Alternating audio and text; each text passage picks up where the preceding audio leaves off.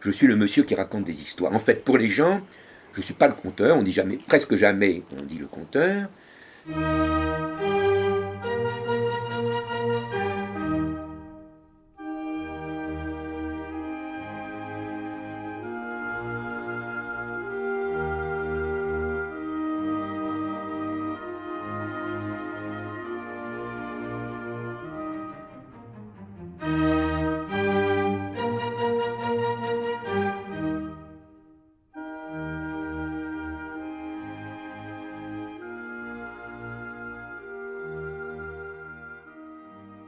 Je vais dans des lieux où souvent il ne se passe rien, où il se passe des choses désagréables, et où je mets tout d'un coup un petit moment de vie, d'activité, d'échange intergénérationnel et interculturel, si je puis dire. Et donc il y a cet élément de mettre de la vie, et de la spontanéité, de l'échange direct,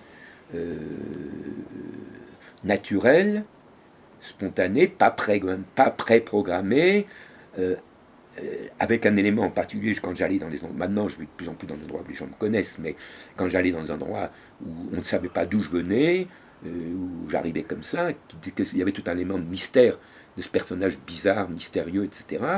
Et donc il y avait donc cet élément de mettre un peu j'allais dire, d'irrationnel, d'imprévu, Pas magicien. voilà, un peu. Mais là, quelquefois, ben justement, tiens, quelquefois, je me souviens, quelquefois, il y a des gens qui me disent le magicien, qui m'ont interprété comme ça, ou qui me demandent si je suis magicien.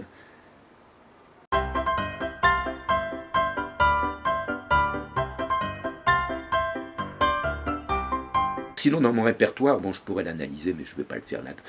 Ça doit se retrouver dans je ne sais quel numéro de la revue des livres pour enfants. Il y avait eu un colloque là sur les répertoires, et j'avais dû expliquer. Enfin, en fait, dans mon répertoire, j'ai beaucoup. Il y a toute une série de types de contes que je raconte pas du tout. La mythologie parce que je me perds dans les parentés, dans les noms. Les contes fantastiques parce que je ne sais pas les raconter. Les contes d'horreur parce que j'aime pas ça. Les contes érotiques parce que j'ai un public d'enfants. Les épopées. L'épopée c'est trop long. Et donc je raconte essentiellement des contes pas très longs. J'aime bien les contes d'animaux, les contes plaisants, les contes un peu où il y a un réel, enfin des contes très proches du réel, mais un petit peu déplacés. Je raconte beaucoup de contes où le héros est un petit garçon.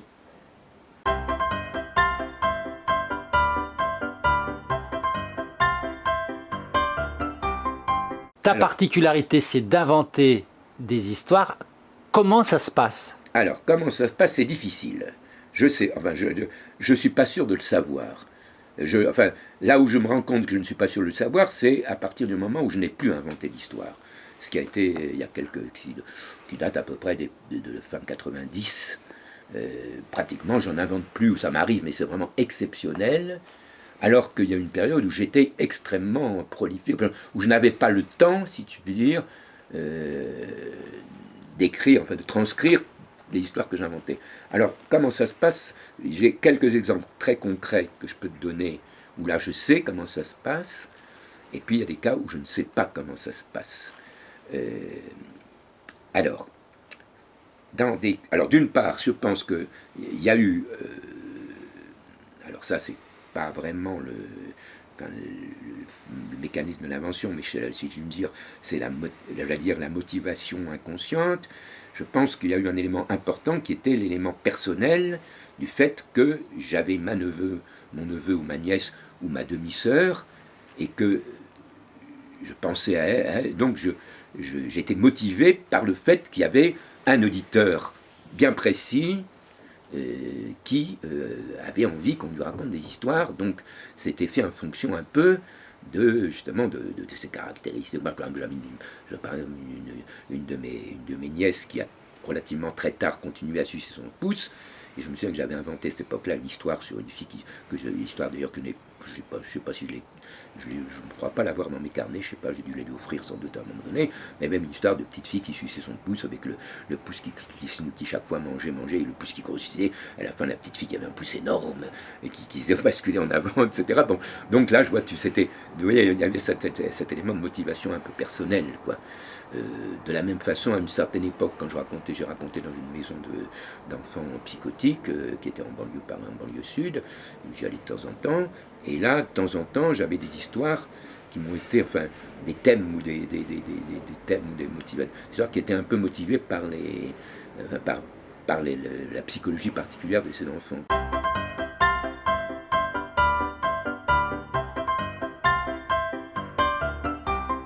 Que j'ai cru l'avoir inventé, et j'ai découvert beaucoup plus tard que je n'avais pas vraiment inventé. C'est l'histoire des 3 chats. Alors l'histoire des 3 chats, je sais très concrètement le jour où je l'ai commencé à l'écrire, je ne peux pas le dater, bon, dans les années 70, c'est quand j'arrive ici, c'est une époque où donc, je racontais ici à l'île Saint-Denis. Alors il y a une cité qui s'appelle la cité Maurice Torres qui est à l'autre bout de l'île, et là il y a un endroit où je racontais, il y a une sorte de gazon, enfin une sorte de prairie gazon, petite prairie, il y avait un banc, et c'était un endroit où je m'attendais, et un dimanche matin, je m'installe là sur ce banc, et il y avait 3 chats qui étaient là en train de mourir, et puis l'histoire m'est venue. Il y avait une fois 3 chats, un chat blanc, un chat noir et un chat gris. Le chat blanc était tout blanc, et il voulait être noir.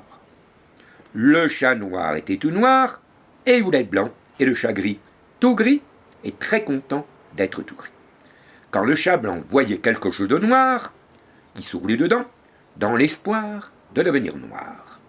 Il se dans la terre noire, il se dans le charbon, il se même dans le caca quand le caca était tout noir.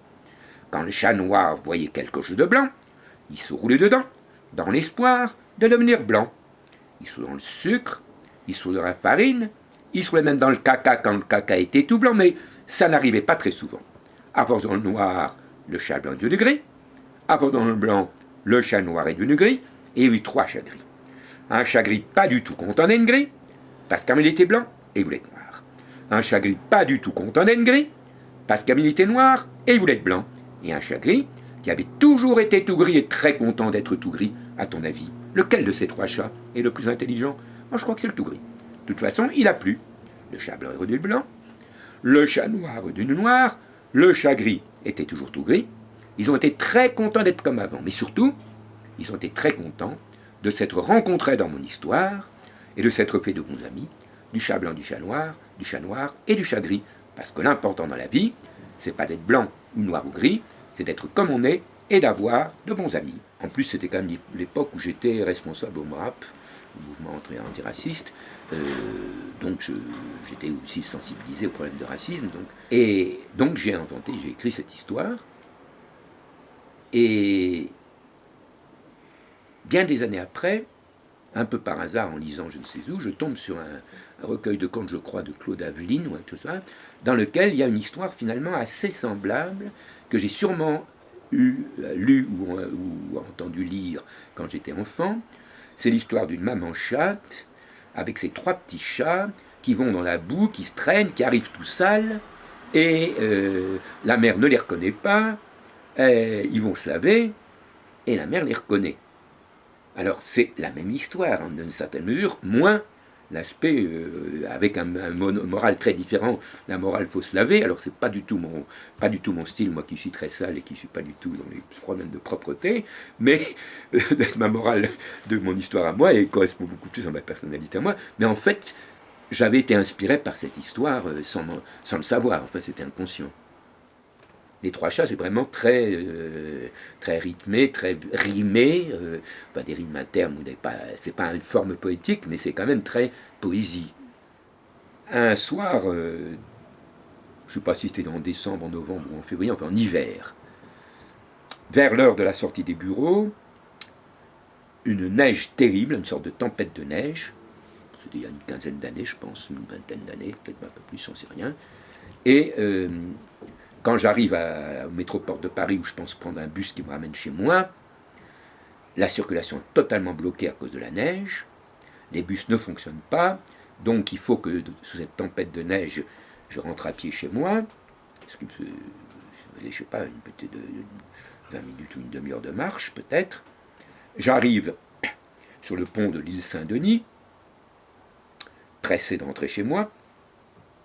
Je ne dirais pas me mettre au chaud parce que je ne chauffais pas, mais bon, mais disons me mettre à l'abri du froid. Et tout d'un coup, toutes les voitures il y a toute une série de voitures bloquées sur le pont, et j'entends une voix. Tu me racontes une histoire? Je m'approche, et puis c'est des choses qui m'arrivent de temps en temps. Donc il y a au volant de la voiture un de mes anciens auditeurs de Ville-de-la-Garenne ou de L'Île-Saint-Denis. Je n'allais pas refuser. Et je me dis, il ne faudrait pas qu'elle soit trop longue. Alors les trois chats, ça me sert dans des cas comme ça, où quelqu'un me demande à l'improviste une histoire, je sais que j'aurai le temps de le faire. Par exemple, si c'est un groupe dans le métro, je sais que ça fait une station de métro, qu'en une station de métro, je peux raconter les trois chats en entier, si je tombe par exemple sur une classe dans le... Et une fois que j'ai raconté les trois chats, je leur demande où vous allez, et en fonction de l'endroit où ils vont, je sais que je peux continuer à raconter des histoires s'ils ont envie.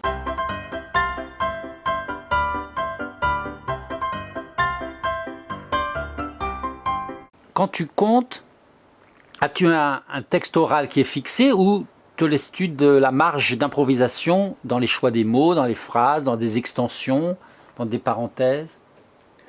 Alors j'ai très très peu de modifications, d'improvisation, de modifications. En général, quand je raconte une histoire, bon, les 10 premières fois ou les 12 premières fois que je la raconte, elle évolue. Un petit peu, pas beaucoup. Mais elle évolue un petit peu. En général, elle évolue essentiellement en fonction des réactions, et notamment, comme je raconte beaucoup au maternel, du risque d'incompréhension de certains passages ou de certains mots. Et donc l'explication, elle s'est fixée également. Alors elle s'est en général, voilà, elle s'est fixée, elle s'est réintroduite dans les... donc de temps en temps. Alors de temps en temps aussi, je suis effectivement... c'est des réactions des gens qui m'ont amené par exemple à modifier non peut-être pas le texte, mais peut-être dans la façon de dire. Par exemple, dans l'histoire de la ville au rasoir, il y a un passage où on dit « Je te hache comme du pâté, je te passe au fil du rasoir ». Pendant assez longtemps, j'ai raconté ce truc sur un ton assez neutre. Je te hache comme du pain. Si tu ne trouves pas, bon, si tu trouves que c'est très bien, bravo, tu peux même te marier avec ma fille, mais sinon, je te hache comme du pâté, je te passe au fil du rasoir. Et puis un jour où je racontais ça, il y a des gosses qui se sont mis à faire comme ça, tu vois. Et du coup, maintenant, quand je raconte, je dis, je te hache comme du pâté, je te passe au fil du rasoir.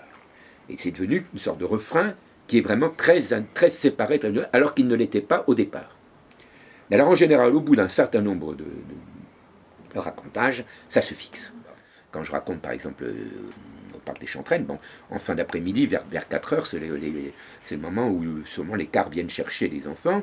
Donc quelquefois, il y en a qui sont en train d'attendre un peu avant que le car arrive. Ils sont là, donc c'est un bon moment pour raconter. Mais je sais que le temps va être... Alors je demande, j'ai combien de temps?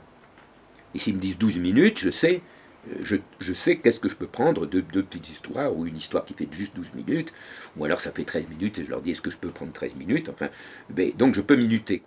Et d'ailleurs, j'insère souvent aussi, alors surtout en maternelle, j'insère souvent des petits poèmes.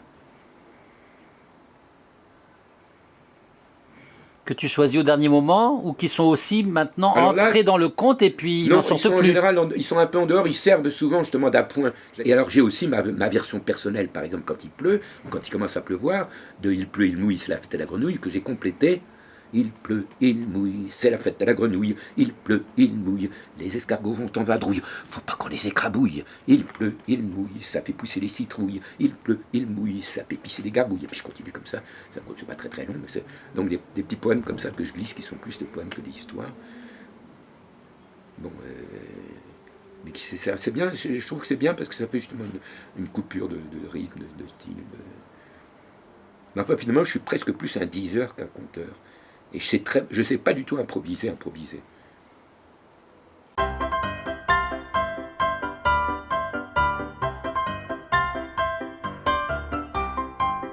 Y a-t-il une différence quand tu comptes, lorsque tu choisis un conte de ton invention ou un conte traditionnel? Non, il y a très très peu de différence à tout point de vue. Alors, premier aspect par exemple, les contes traditionnels que je raconte, comment ça se passe? Ça se passe qu'il faut d'abord que je trouve un conte que j'ai envie de raconter. Et pour trouver un conte que j'ai envie de raconter, je suis obligé d'en lire un certain nombre. Je vais en lire 50. Bon, mettons dans le recueil de Grimm, que tu connais mieux que moi, beaucoup mieux que moi, il doit y avoir 200 contes à peu près dans le recueil de Grimm, enfin, de ce ordre-là.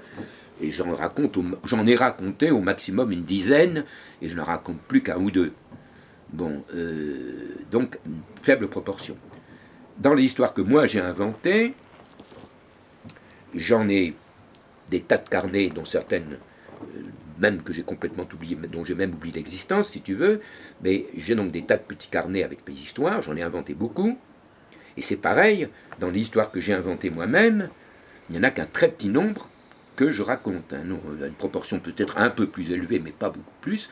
Dans celle, par exemple, même que j'ai publiée, donc qui est déjà sélectionnée dans l'histoire que je racontais quand j'ai commencé, donc ça a dû commencer en 96, que j'ai publié chez Syros. J'avais dans mon recueil de Syros, il y a une trentaine d'histoires, et j'ai regardé ça justement hier soir, il en reste 15 que je raconte actuellement. Sur les 30, il y en a 28 ou 29 que j'ai sûrement raconté, une ou deux que je n'ai peut-être pas racontées, parce que je les avais mises pour des raisons personnelles, même si je ne les racontais pas beaucoup, et parce que je n'avais pas le public pour les raconter. Mais enfin, je les ai racontées presque toutes. Donc il y en a qu'une partie, enfin, déjà au niveau du choix de l'histoire, ça joue déjà. Au niveau de... Ensuite, après, pour les raconter, même celles que j'ai inventées moi, c'est pas immédiat pour arriver à les mémoriser, pour arriver même celles que j'ai inventées moi, j'ai pas quelquefois de la peine à les mémoriser, bien qu'elles soient relativement simples et courtes, mais quelquefois j'ai quand même de la peine, et également pour trouver la forme pour les raconter, encore que là, j'ai quand même peu de travail, parce que quand j'invente ou quand j'écris, même quand j'écrivais sans raconter, c'est quand même une langue orale. J'invente en langue orale. J'invente pas, je ne suis pas un écrivain stylistique, et j'écris comme je parle. Oui, donc j'ai quand même du travail, si tu veux, pour la préparation du racontage, j'ai un travail à peu près du même ordre, qui d'ailleurs n'est pas important ni dans un cas ni dans l'autre, parce que je suis un peu flemmard, mais je suis quand même assez spontané quand je raconte. Mais je suis dedans, si tu veux, autant.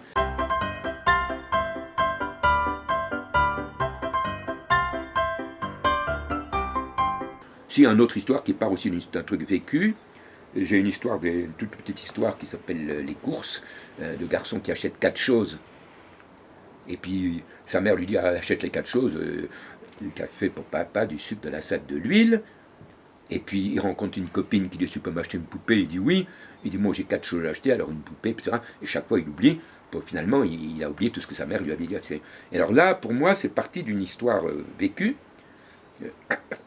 À l'époque où j'habitais à Clichy-la-Garenne, il y avait une sorte de supérette en bas de chez moi, et je vais pour acheter donc ce mètre, et je vois un petit gosse de 6 ans à peu près, qui venait faire les courses avec un gros billet, et quand il arrive à la caisse, il dit, je veux un chewing-gum. Et il donne son billet de 50 euros, enfin c'est pas 50 euros, enfin 50 francs, je sais pas quoi, mais évidemment le caissier dit, comment c'est tout ce que tu prends? Ah, j'ai oublié. Alors, il avait oublié tout ce que la mère lui avait dit acheter.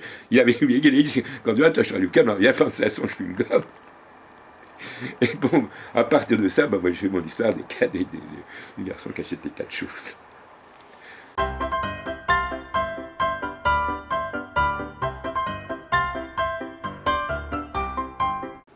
Quelle définition tu donnerais pour la fonction ou l'activité de conteur? Ça serait quoi ton aperçu? D'abord, je pense pas que je puisse donner une définition ou une conception globale, puisque chaque conteur est très très différent et fait ça dans des temps différents. Alors, pour moi, si tu veux, j'ai pas... D'abord, je ne sais pas si je suis conteur. Enfin, si on me demande si je suis conteur, je ne sais pas. Je suis le monsieur qui raconte des histoires. En fait, pour les gens, je ne suis pas le conteur. On dit jamais, presque jamais, on dit le conteur. Quand on me voit, ça peut être, comme je te l'avais dit, le marchand d'histoire. Et c'est amusant parce que, effectivement, je me souviens à Aulnay-sous-Bois, j'avais, si je puis dire, un concurrent, c'était le marchand de glace. C'était quand arrivait le marchand de glace, je savais que les enfants qui m'écoutaient allaient se précipiter chez le marchand de glace, que d'autres allaient descendre des immeubles pour aller, je sais pas, parce qu'il avait sa petite corne d'appel. De même que quand on me voyait, il descendait aussi parce que il y avait effectivement le message s'est passé et je voyais les gosses qui venaient descendre. Et donc c'était un peu, donc j'étais effectivement le marchand d'histoire, sauf qu'il n'y avait pas d'échange monétaire. Enfin, donc les gens m'appellent le monsieur qui raconte d'histoire. J'avais un Africain qui m'appelait professeur. Enfin, en général, ils ne disent pas tellement conteur. Ils disent quelquefois conteur, mais enfin... bon, donc, est-ce que je suis conteur? J'en sais rien.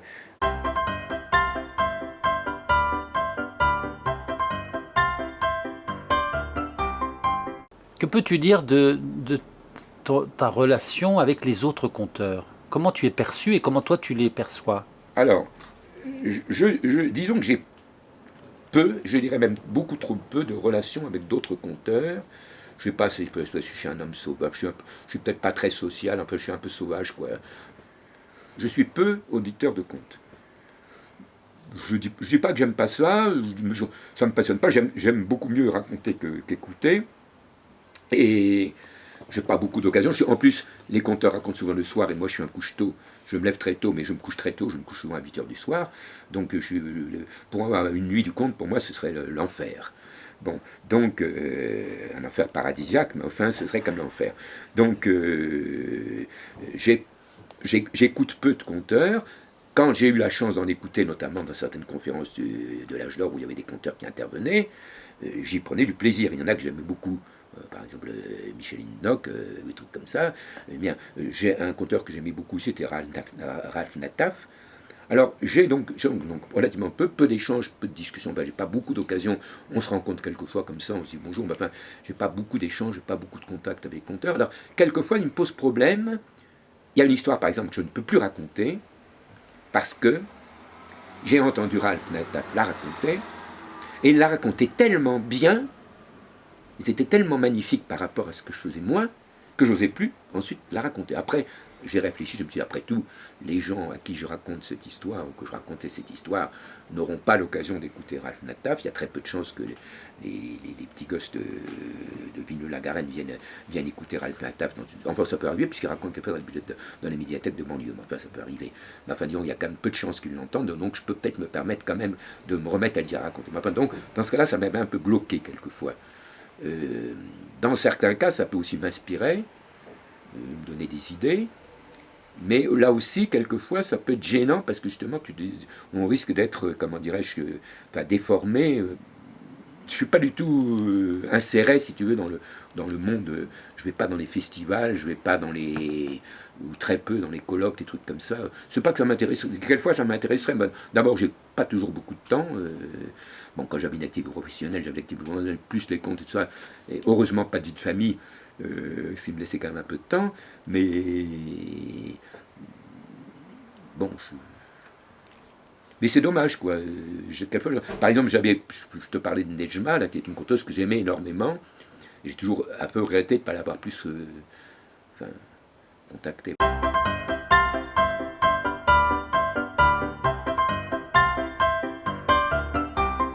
Je ne suis pas du tout des gens qui sacralisent le conte. Pour moi, le conte, c'est un truc aussi naturel que la conversation. Donc, pour moi, c'est pas un élément. C'est pas un élément, comment dirais-je. Pour certains, vraiment, il y a une sorte de sacralisation du conte. Pour moi, c'est un truc tout à fait simple et naturel et ordinaire. Enfin, ça fait partie de la vie courante aussi. Enfin, si tu veux, c'est pas. Alors, quelquefois, j'ai quelques contes à message, enfin, comme les trois chats, c'est sûr que là, j'ai effectivement un peu cette intention.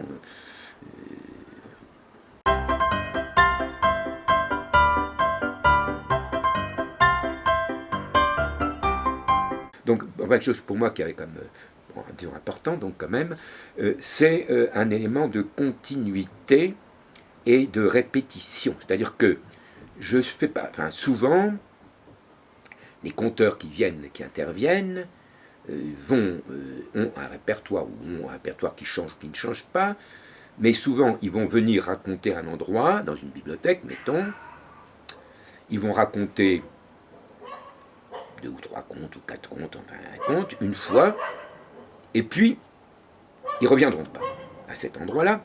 Si par hasard on leur redemande, et ça arrive parce que c'est des conteurs qu'on aime bien et qu'on aurait écouté, mais ils sont quelquefois un peu trop chers pour qu'on les rappelle toujours dans les bibliothèques, des petites bibliothèques comme la mienne, mais comme celle de ma commune.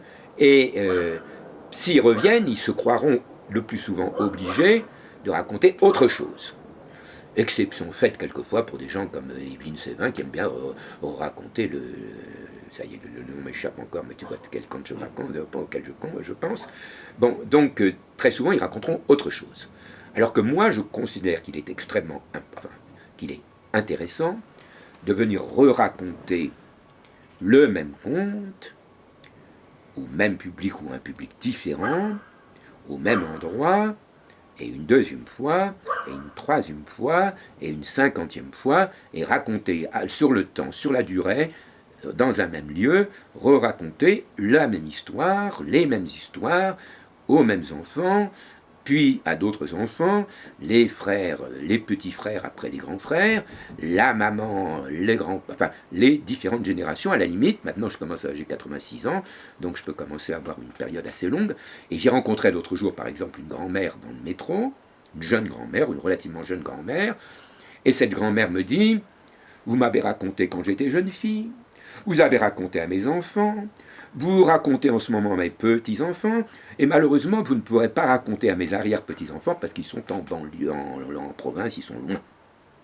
Et comme un imbécile, je n'ai pas noté son téléphone pour pouvoir la rappeler et lui dire « Écoutez, je ne voyage plus, mais si c'est pour raconter à une génération de plus, je suis prêt à faire le gros effort de prendre le train et d'aller raconter à vos arrière-petits-enfants. » Je ne l'ai pas fait, je regrette, mais je ne désespère pas parce qu'il se peut qu'un jour, ces arrière-petits-enfants viennent dans le coin et viennent m'écouter. Bon, donc pour moi, pouvoir raconter... Et un de mes grands plaisirs actuels, c'est effectivement de rencontrer, de croiser au parc des Chantraines ou ailleurs, une maman ou un papa avec ses enfants, à qui j'ai raconté quand ils étaient enfants, et je peux raconter à leur fille ou à leur fils l'histoire que je racontais au papa ou à la maman. Parce que dans mon répertoire, j'ai une partie d'histoire que je ne raconte plus, mais j'ai une bonne dizaine d'histoires que je racontais déjà il y a 45 ans, et que je continue à raconter actuellement, et à peu près de la même façon qu'avant. Donc cette continuité, cette répétition, et dans une certaine mesure, je me dis, dans certains coins, certaines de mes histoires font un petit peu partie du patrimoine culturel intemporel.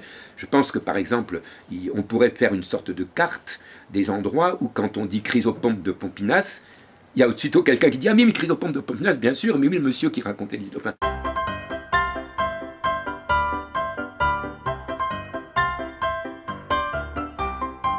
Alors sinon, c'est quelquefois des trucs très concrets.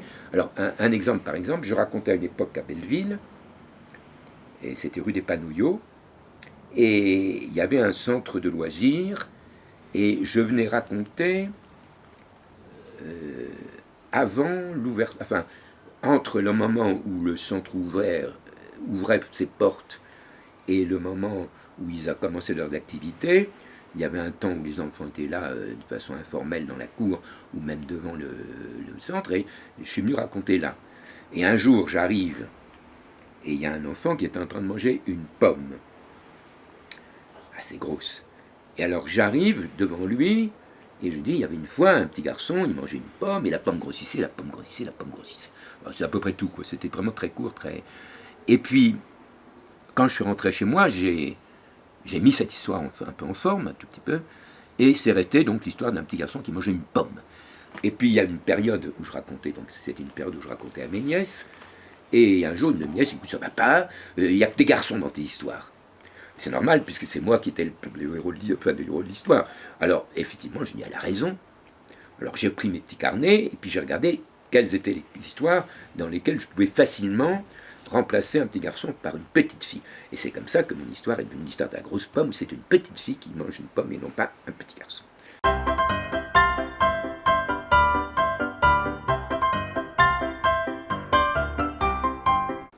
Alors, à l'époque où je n'ai plus inventé d'histoire, j'étais un peu embêté, et aussi j'aurais voulu savoir pourquoi je n'inventais plus d'histoire. Alors, je me suis dit, je vais essayer de trouver la raison, mais je ne l'ai pas trouvé, je te le dis tout de suite. Mais alors, pour m'aider à ça, pendant un certain temps, dans les histoires que j'écris, alors c'était un moment où quand même, enfin, je commençais à ne plus en inventer, Mais j'en inventais encore quelques-unes, mais alors à un rythme beaucoup plus espacé. Alors je me dis, chaque fois que je vais écrire une histoire, je vais mettre en bas la date, l'heure, et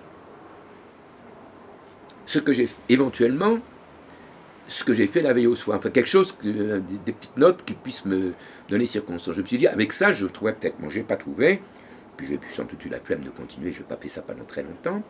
Mais, alors, j'ai eu plusieurs hypothèses sur le fait qu'à une certaine époque, j'étais très créatif et non. Alors, et une des hypothèses, c'était, pour une certaine période, à une époque où je faisais beaucoup de marche à pied. J'ai travaillé pendant une dizaine d'années en bordure de la forêt de Montmorency, à Saint-Prix, et je commençais vers 8h, 8h30, et comme j'aimais bien marcher, et que je suis facilement un lève-tôt, au lieu, et qu'en plus c'était une région très proche de l'endroit où je passais mes vacances quand j'étais enfant, je me suis dit, ben, avant d'aller travailler, au lieu de descendre à la gare de Saint-Prix, qui est à 3 km de mon laboratoire en haut de Saint-Prix, je vais descendre à la gare d'Aizonville, qui est à 12 km, et je vais m'offrir chaque matin, entre 6h et 8h du matin, hiver comme été, quel que soit le temps, 2 heures de marche à pied rapide à travers des champs où je passais avec des prés où il y avait des vaches avec leurs veaux, où il y avait des chevaux avec leurs juments, avec leurs poulains, où il y avait ensuite des champs de maïs, ou selon l'époque ou d'autres choses, où il y avait ensuite des vergers. Et puis ensuite, où je traversais la forêt de Montmorency, j'arrivais au château de la Chasse avec un étang, à une époque, à l'heure où les lapins commençaient à machin, et j'avais 3 coups de lever de soleil, parce que avec le ballonnement, suivant les endroits, j'avais 3 endroits où je voyais. Bon, j'avais un début de journée extraordinaire, et je me dis que cette marche à pied a été sans doute quelque chose qui pouvait être stimulant pour la créativité. Alors c'était une des hypothèses, qui reste valable d'ailleurs. Deuxième hypothèse, c'était aussi une époque où j'avais de temps en temps des réunions professionnelles où je représentais les consommateurs, dans des réunions où il y avait une majorité de producteurs, de scientifiques, etc. Et on allait discuter de la définition réglementaire du pain, comment ça s'appelle, du pain de campagne, par exemple. Et c'est des réunions qui m'obligeaient, d'une part qui durait relativement assez longtemps, qui m'obligeait à rester quand même très éveillé, parce qu'il fallait en tant que consommateur, et j'étais à peu près seul à défendre des consommateurs, à voir quand même comment je pouvais intervenir efficacement sur des sujets dont je me foutais royalement en fait. Et sachant quand même que l'ambiance, pour te dire l'ambiance un peu, bon, ça n'a rien à voir avec le conte, mais c'est amusant, dans cette réunion, il y avait notamment un des grands physiologistes français de l'époque. C'était des réunions qui étaient organisées par le CNRS. Et un jour, un responsable de la meunerie, qui avait été mon prof à l'agro, intervient en disant, s'il y avait ici un physiologiste, il nous dirait que, et à ce moment-là, le physiologiste qui avait à peu près l'âge que j'ai maintenant, qui très, très doucement dit, mais il y en a un. Et l'autre, il a commencé à rougir bientôt. Enfin, c'est pour te dire un peu l'ambiance, c'est que c'est une ambiance où les gens qui n'étaient pas de la profession ne comptaient pas. Bon, donc, alors j'avais donc cet esprit un peu d'éveil. Et puis, et je pense que là aussi, les discussions, tout ça, ça stimule. Donc, je pense que ça jouait peut-être. Alors, j'ai aussi l'hypothèse des formations professionnelles, puisque je travaillais sur les problèmes de l'alimentation. Je me suis dit, c'est peut-être lié à mon alimentation. Et il y a une période où je mangeais presque tous les jours des aubergines, pour la simple raison que je dînais dans un petit bistrot du quartier latin, qui était tenu par un ancien ouvrier de Citroën, qui était arménien, ou je ne sais plus quoi, enfin qui était quelque part du Moyen-Orient, enfin je ne sais plus si c'était le arménien, un truc comme je crois qu'il était arménien, et il faisait des aubergines frites délicieuses. Et alors la première fois où je suis venu, et puis c'était un type extraordinaire, c'est une ambiance extraordinaire dans ce petit restaurant, parce qu'il y avait ces anciens, des gens qui venaient chez lui il y a 20 ans, qui étaient étudiants à cette époque à la Sorbonne, qui étaient d'une prof à la Sorbonne et qui venaient là aussi. Enfin, il y avait une ambiance extraordinaire, et puis il était très, très agréable, ce type. Il faisait des yours, en plus il faisait des yours délicieux. Et alors donc il faisait des aubergines. La première fois qu'il m'a fait des aubergines, j'ai été extasié, je lui ai dit, Et le résultat, chaque fois que je venais, il me dit oui, les aubergines, et je dis oui, et je mangeais des aubergines. Et comme je dis des aubergines, bon, il y a quelques éléments, un peu comme, je sais pas comment on dirait, des excitants, je sais pas comment on peut appeler ça, mais enfin, il y a des substances. Je dis peut-être qu'au fond, ça joue là-dessus, quoi. Bon, j'en sais rien, donc hypothèse.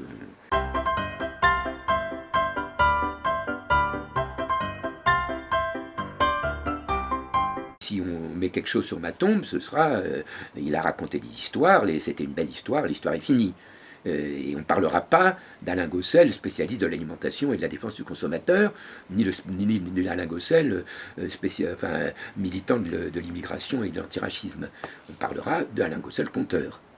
Donc, et ça prend beaucoup de place dans ma vie. Et pour moi, j'ai quand même l'impression d'avoir vécu le paradis sur Terre.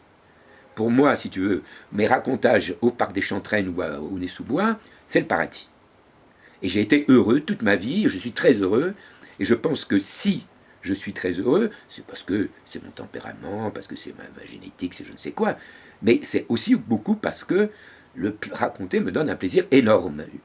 Un plaisir de toutes sortes de plaisirs, c'est-à-dire un plaisir physique, respiratoire, c'est une des actions où la respiration contrôlée joue un rôle important. Et pour moi, je vois que les activités que j'ai toujours aimées dans ma vie sont souvent des activités où il y a une sorte de contrôle de la respiration. J'adorais marcher vite, j'adorais courir, j'adorais piocher, j'adorais couper du bois, notamment à la serpe, là, comme ça, et brancher une branche comme ça à la serpe, j'adorais ça. J'adorais nager, donc...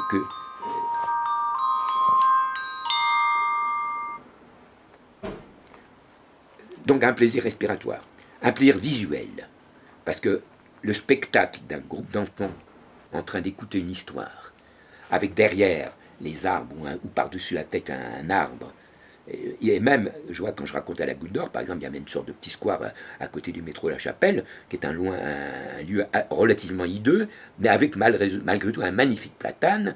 Et quand je racontais dans ce square, j'arrivais à m'installer à un endroit où je puisse avoir devant moi, en premier plan, les enfants écoutant, et en deuxième plan, le platane oblique donnant sur le ciel. Et donc il y a un aspect plaisir visuel, donc plaisir respiratoire, plaisir physique, parce qu'il y a aussi la gestuelle, qui est aussi un plaisir physique, plaisir de la parole, parce que là aussi c'est un plaisir de parler, j'adore parler, même pour ne rien dire, et quand c'est pour dire quelque chose c'est encore mieux, mais enfin j'aime bien parler aussi, enfin donc toute une série de plaisirs. Donc pour moi, ça a été quand même une partie très importante qui m'a rendu heureux.